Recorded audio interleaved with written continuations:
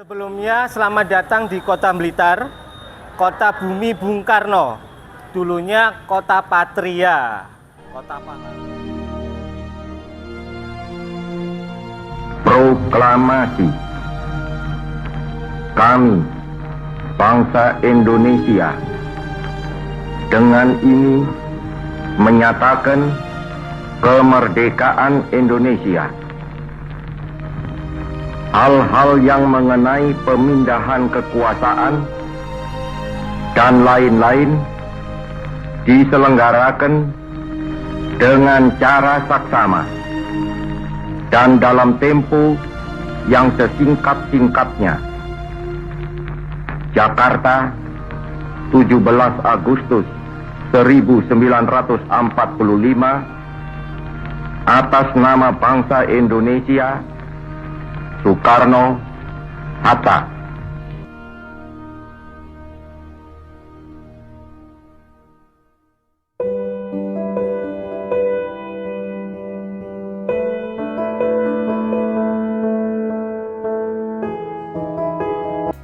Kembali lagi bersama saya di SDN Mojongapit 1.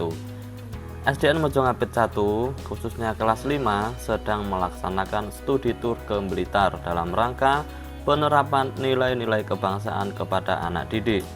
Tujuan studi tur ini adalah di makam Bung Karno, sang proklamator, Presiden pertama Indonesia. Perjalanan kita mulai dari Jombang, tepatnya di POM Mojongapit. Kita berangkat pukul 07.00. Dalam perjalanan studi tur ini sangat antusias dan sangat semangat dalam napak tilas sang pejuang kemerdekaan. Bahkan tidak hanya anak-anak saja yang sangat antusias dengan kegiatan ini, namun orang tua murid juga sangat mendukung kegiatan ini. Tak lupa doa kita panjatkan agar perjalanan kali ini senantiasa diberikan kelancaran oleh Allah Subhanahu wa Ta'ala. Semangat anak-anak terlihat saat berada dalam bis dengan wajah yang ceria. Sesekali kita menghibur anak-anak dengan bernyanyi lagu kesukaan mereka.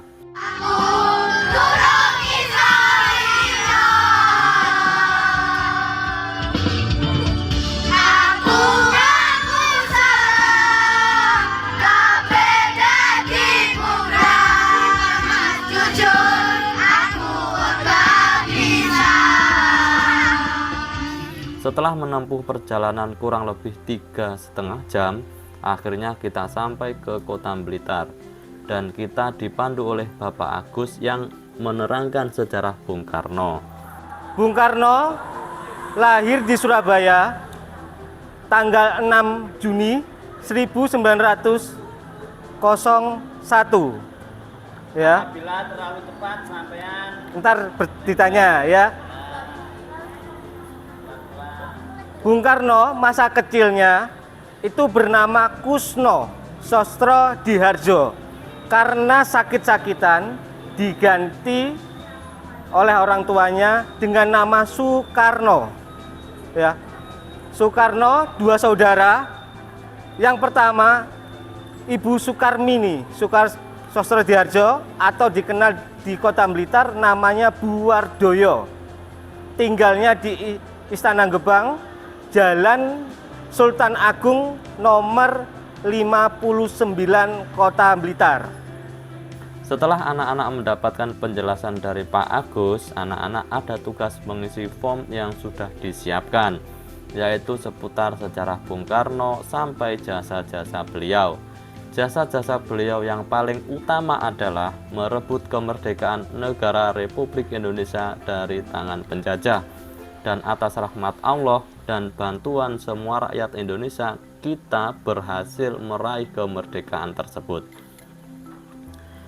Dan setelah kita mendapatkan penjelasan panjang lebar dari Pak Agus di pendopo, selanjutnya kita lanjut menuju lokasi yang kedua, yaitu Museum Peninggalan Bung Karno semasa hidupnya. Di museum ini kita diperlihatkan banyak sekali fakta sejarah yang belum pernah kita lihat sebelumnya, yang membuat kita kagum dengan perjuangan Bung Karno dalam memperjuangkan kemerdekaan Indonesia.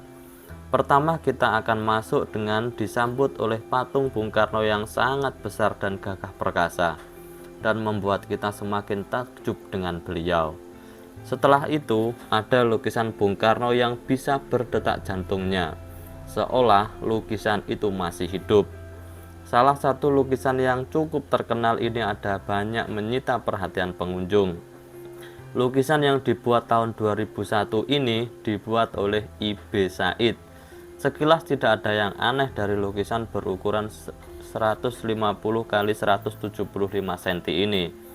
Lukisan ini serasa bernapas. Banyak pengunjung yang menghubungkan detak jantung pada lukisan ini, hubungannya dengan mistis. Padahal itu adalah kecerdasan dari pelukis yang menggabungkan elemen bahan lukisan sehingga berdetak. Allahu a'lam.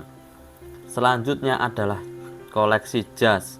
Pakaian kebesaran yang dipakai Bung Karno yang dipakai dalam acara kenegaraan adalah karya Bung Karno sendiri.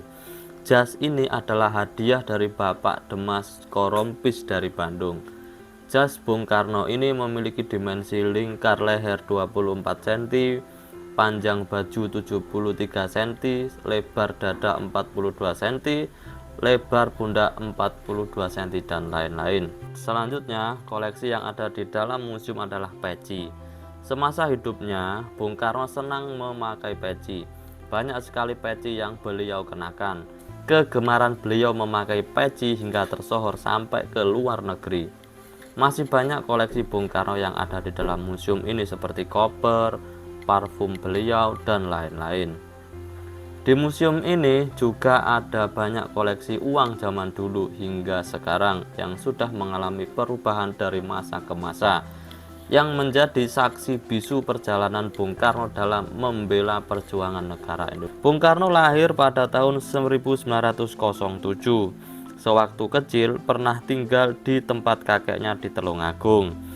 Di usia 6 tahun ikut dengan ayahnya yang bertugas di Mojokerto sebagai mantri guru. Beliau memulai bersekolah di sekolah Ongkoloro, kemudian dipindahkan oleh ayahnya ke ELS agar bisa melanjutkan ke perguruan tinggi. Kemudian beliau beranjak dewasa tahun 1916 sampai tahun 1921. Beliau lulus dari ELS, melanjutkan sekolah di Hogre Border School, sekolah menengah yang ditempuh selama 5 tahun di Surabaya, dan indekos di rumah Hos Cokro Aminoto. Selama bersekolah di Surabaya, banyak berdiskusi dengan para tokoh-tokoh nasional, karena rumah Pak Cokro sering dijadikan tempat para pejuang berkumpul. Waktunya banyak dihabiskan untuk membaca buku dan belajar pidato.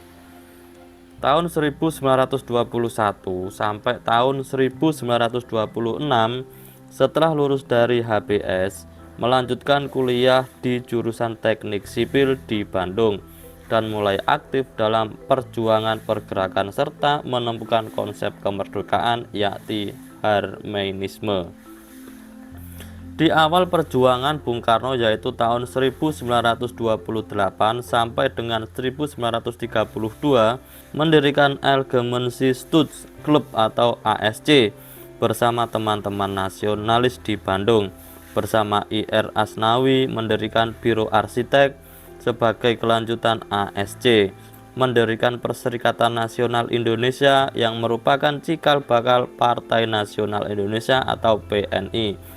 Tahun 1970 wafat di Rumah Sakit Pusat Angkatan Darat Jakarta pada tanggal 21 Juni 1970 dan dimakamkan di Blitar pada tanggal 22 Juni 1970 berdasarkan surat keputusan Presiden RI nomor 44 tahun 1970. Setelah kita mengenal histori Bung Karno mulai dari kecil hingga dewasa, akhirnya kita bisa kembali ke pendopo untuk makan siang dan sholat duhur. Itulah perjalanan kita pada studi tidur ke makam Bung Karno, sang proklamator kemerdekaan Indonesia. Semoga nilai-nilai perjuangan Bung Karno selalu berkobar dalam anak bangsa dengan cara selalu berprestasi dalam pendidikan dan menjaga keutuhan kesatuan negara Republik Indonesia. Terima kasih. Salam prestasi.